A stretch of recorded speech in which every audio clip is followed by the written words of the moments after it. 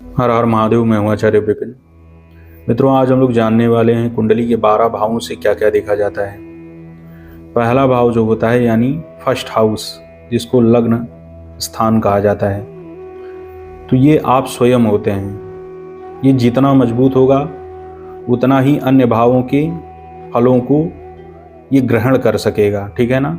अगर लग्न भाव कमजोर है तो फिर अन्य भाव अगर मजबूत भी होंगे तो उनके फलों को ये ग्रहण नहीं कर पाएगा। इसलिए लग्न भाव जो होता है, प्रथम भाव, इसको मजबूत होना बहुत जरूरी है, ठीक है।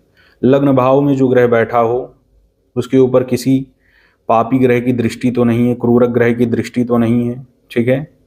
अपनी शत्रु ग्रह की राशि में तो नहीं बैठा है, अपने शत्रु के साथ में तो नहीं बैठा है।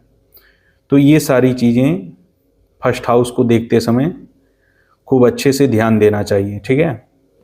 उसके बाद आता है वेल्थ का स्थान यानी धन भाव, जिसको सेकंड हाउस कहते हैं। तो सेकंड हाउस को जब आप लोग देखिए तो उससे आप लोग ये पता कर सकते हैं, उसकी स्थिति को देख करके व्यक्ति अपने जीवन में कितना धन प्राप्त करेगा, ठीक है। उसके पास कितने प्रकार से धन आएगा, वो सारी चीज़ें सेकंड हाउस से आप पता कर सकते हैं। उसके बाद आता है तीसरा भाव, थर्ड हाउस। थर्ड हाउस से आप पराक्रम के बारे में जान सकते हैं, क्योंकि ये पराक्रम स्थान होता है। उसके बाद आता है सुख भाव, जिसको कहते हैं फोर्थ हाउस। फोर्थ हाउस से आप व्यक्ति के सुखों के बारे में जान सकते हैं। अगर फोर्थ हाउस की कंडीशन कुंडली में अच्छी है तो व्यक्ति उतना ही सुख प्राप्त करेगा अपने जीवन में, और उसको कई प्रकार से सुख उपभोग करने को मिलेगा। उसके बाद आता है पांचवा भाव, जिसको हम लोग कहते हैं फिफ्थ हाउस। यहाँ से शिक्षा और संतान का विचार किया जाता है। व्यक्ति किस लेवल की शिक्षा को प्राप्त करेगा, उसकी संतान कैसी होगी, कितनी संतानें होंगी, ये सारी चीज़ें फिफ्थ हाउस से पता चलती हैं। उसके बाद आता है षष्ठम भाव।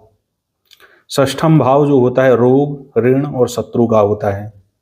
षष्ठम भाव की कंडीशन को देख करके आप व्यक्ति के जीवन में जो घटने वाली जो रोग, ऋण और शत्रु, इन घटनाओं के बारे में जान सकते हैं। व्यक्ति के कितना रोगी होगा, कितने शत्रु रहेंगे उसके, कितना ऋणी रहेगा, ये सारी चीज़ें आप षष्ठम भाव से जान सकते हैं। उसके बाद आता है सप्तम भाव, जिसको कहते हैं सेवेंथ हाउस। ये स्थान जो होता है ये विवाह का स्थान होता है, व्यक्ति के वैवाहिक जीवन को दर्शाता है। व्यक्ति अपने वैवाहिक जीवन में कितना सुख उपभोग करेगा, उसकी पत्नी कैसी होगी, दोनों का विचार मेल खाएगा या नहीं खाएगा, वो सारी चीज़ें सप्तम भाव से आप जान सकते हैं। उसके बाद आता है अष्टम भाव। अष्टम भाव से आप लोग देख सकते हैं व्यक्ति के आयु के बारे में, ठीक है, दुर्घटनाओं के बारे में, इन सब बारे में विचार आप कर सकते हैं एट्थ हाउस को देख करके। एट्थ हाउस जो होता है कुंडली में उसको अशुभ स्थान माना जाता है, ठीक है। उसके बाद आता है नवम भाव।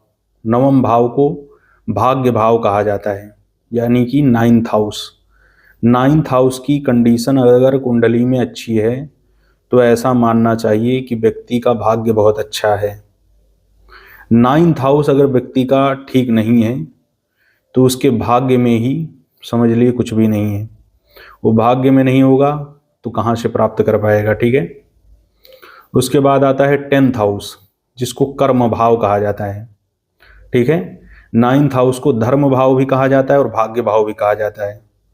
और उसके बाद जो टेंथ हाउस होता है उसको कर्म भाव कहा जाता है। जितने भी प्रकार के कर्म होते हैं वो सारी चीज़ें दसम भाव से देखी जाती हैं, यानी कि टेंथ हाउस से। मित्रों, व्यक्ति कितने प्रकार के कर्म करेगा वो सारी चीज़ें आप टेंथ हाउस से जान सकते हैं, ठीक है। उसके बाद आता है 11th हाउस यानी 11वां भाव। तो यहाँ से व्यक्ति को कितना लाभ होगा वो चीज़ें पता चलती हैं, क्योंकि ये लाभ स्थान होता है। उसके बाद आता है 12th हाउस, जिसको कहते हैं 12वां भाव, ठीक है। इसको व्यय स्थान भी कहा जाता है। तो व्यक्ति अपने जीवन में कितना खर्च करेगा वो सारी चीज़ें आप 12वें भाव से जान सकते हैं। इस तरीके से आप कुंडली के 12 भावों से अलग अलग चीज़ों को देख करके बहुत सारी चीज़ें पता लगा सकते हैं और प्रेडिक्शन कर सकते हैं। मित्रों, ये मैंने शॉर्ट में बताया है और एक एक भाव में बहुत सारी चीज़ें होती हैं जो देखी जाती हैं। उसके साथ साथ में एक्सपीरियंस बेस पे चीज़ें पता चलती हैं। जैसे जैसे आप देखते जाते हैं वैसे वैसे आपका जो अनुभव है वो बढ़ता जाता है और नित नया अनुभव होता रहता है। उसके पश्चात आप बहुत ही सटीक प्रेडिक्शन कर पाते हैं ज़्यादा कुंडलियाँ देखने के बाद। ठीक है, तो आप लोग भी इस तरीके से समझ करके और 12 भावों को जो जो चीज़ें मैंने बताया है उनको समझ करके देख करके और कुंडली का प्रेडिक्शन कर सकते हैं। बहुत अच्छा सब कुछ बता सकते हैं।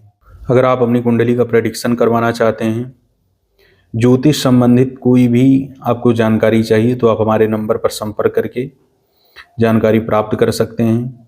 दक्षिणा आदि जो चीज़ें हैं उसके बारे में आप नंबर पर कांटेक्ट करके बात कर सकते हैं। सभी को हर हर महादेव। जय शिव शंभु, जय श्री महाकाल।